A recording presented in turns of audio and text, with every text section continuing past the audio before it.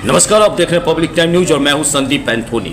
इस वक्त पूरे बिहार के सरकारी स्कूलों में खलबली मच गया है। कारण के पाठक के द्वारा बिहार के शिक्षा विभाग के द्वारा एक ऐसा नोटिस आया है जिसको देखने के बाद, सुनने के बाद पूरे बिहार के सरकारी स्कूलों में अभिभावकों और विद्यार्थियों में एक खलबली सी मच गई है, बवाल सी मच गई है। मैं आपको बताते चलूं कि पूरे बिहार के सरकारी विद्यालय में तकरीबन 22 लाख से ऊपर विद्यार्थियों का जो नामांकन है वो काट दिया गया, जिसमें से तकरीबन 3.5 लाख मैट्रिक और इंटर में छात्रा जो पढ़ने वाले अभ्यर्थी थे, जो परीक्षा देने वाले थे, इस बार उनका नामांकन को रद्द कर दिया गया है। इसे लेकर पूरे बिहार के सरकारी विद्यालयों में इस वक्त काफी खलबली मची हुई है। मैं आपको बताते चलूं कि शिक्षा विभाग के इस फैसले से पूरे बिहार में खलबली मच गई है। स्कूलों से तकरीबन 22 लाख बच्चों के जो नामांकन है उसको रद्द कर दिया गया। इनमें से 1.5 लाख इस बार बोर्ड परीक्षा देने वाले थे। मैं आपको ये भी बताते चलूं कि इसके खिलाफ विपक्ष के साथ ही सत्ता पक्ष भी नजर आ रहा है और हामी मिलाते आ रहा है। ऐसे में सवाल यहाँ पे ये उठता है,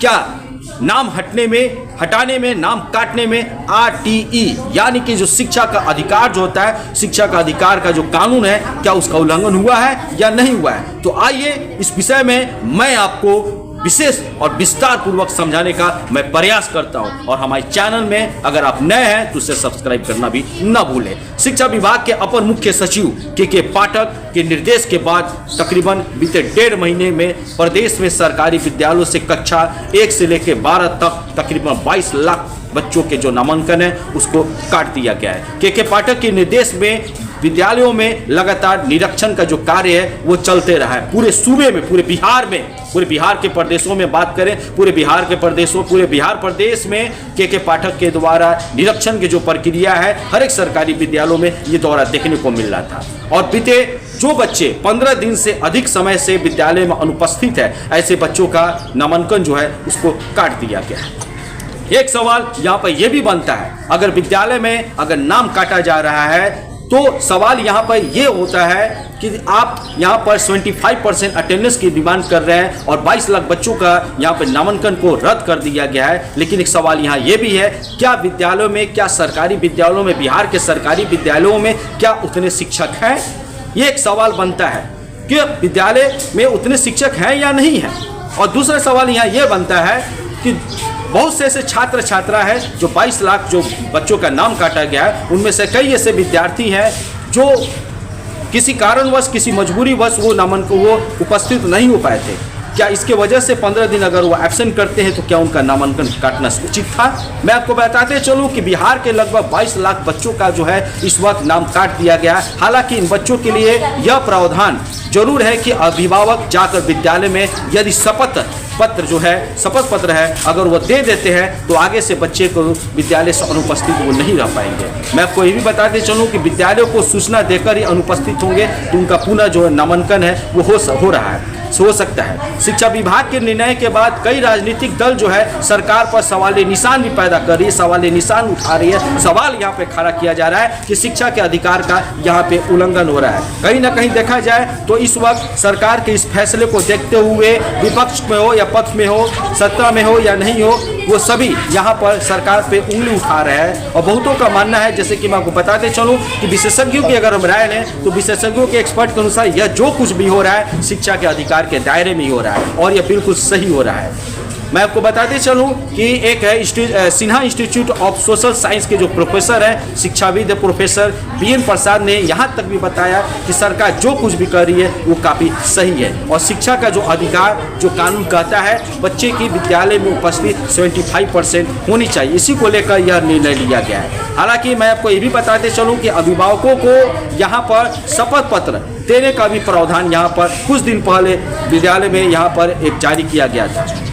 मैं आपको वही बता रहा हूँ कि बहुत से आपने देखा होगा कि कम संख्या में अभिभावकों ने क्लेम करना शुरू कर दिया था कि उनके बच्चों का नामांकन जो है कट हो गया है। जिन्होंने भी यह क्लेम किया है उनके बच्चों का जो शपथ पत्र है उनको अगर लाते हैं तो उनका फिर से नामांकन भी कर दिया, लेकिन भारी संख्या में अभिभावकों ने क्लेम नहीं किया। इसका मतलब यह है कि उन छात्रों पर उनका पैसे का घोटाला हो रहा था। सबसे बड़ा यह सवाल यहाँ पर अगर विद्यालय में, सरकारी विद्यालय में नाम कट रहा है तो सिर्फ अटेंडेंस का ही यहाँ पर नहीं है, यहाँ अटेंडेंस के साथ साथ सरकार का यहाँ पे कुछ और रणनीति रणनीति भी यहाँ पर देखने को मिल रही है। और ये रणनीति यहाँ पर ये है कि सरकार की जो योजनाएं हैं, जो विद्यार्थियों को लाभान्वित होते हैं, उन योजनाओं से उनको वंचित करना है। सिर्फ ये तो नाम कटने का एक बहाना है, लेकिन बात दरअसल यहाँ पर कुछ और भी है, क्योंकि बहुत से ऐसे छात्र छात्रा हैं जो अदर सरकारी विद्यालयों में और प्राइवेट स्कूलों में भी पढ़ते हैं, और जो भी सरकारी जो योजना है उनका लाभ उनको घर बैठे भी मिल जाता है। इसी वजह से सरकार का कहीं ना कहीं एक बहुत बड़ा यहाँ पर रणनीति देखने को मिल रहा है।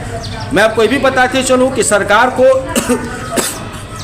को विद्यालय में ऐसे शैक्षणिक माहौल कायम करना होगा जहाँ बच्चे कंपटीशन की जो भावना है वो रख सकते हैं।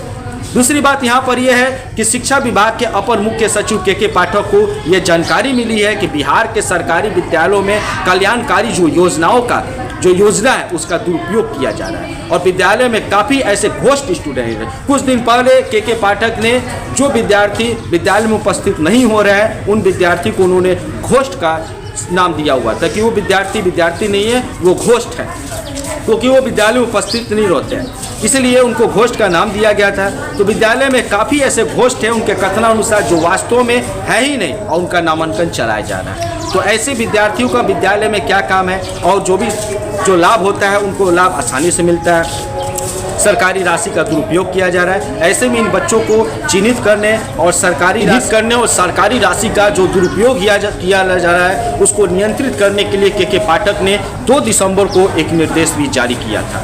मैं आपको बताते चलूं कि जो बच्चे 15 दिन से अधिक समय से विद्यालय में उपस्थित नहीं है उनका नामांकन को रद्द किया जाए, जिसके बाद से लगातार सरकारी विद्यालयों में नामांकन को रद्द करने को यहाँ पे देखने को मिल रहा है। पूरे अगर पटना की बात करें तो पूरे पटना में 90,000 से अधिक विद्यार्थियों का जो नामांकन है उसको रद्द कर दिया गया है।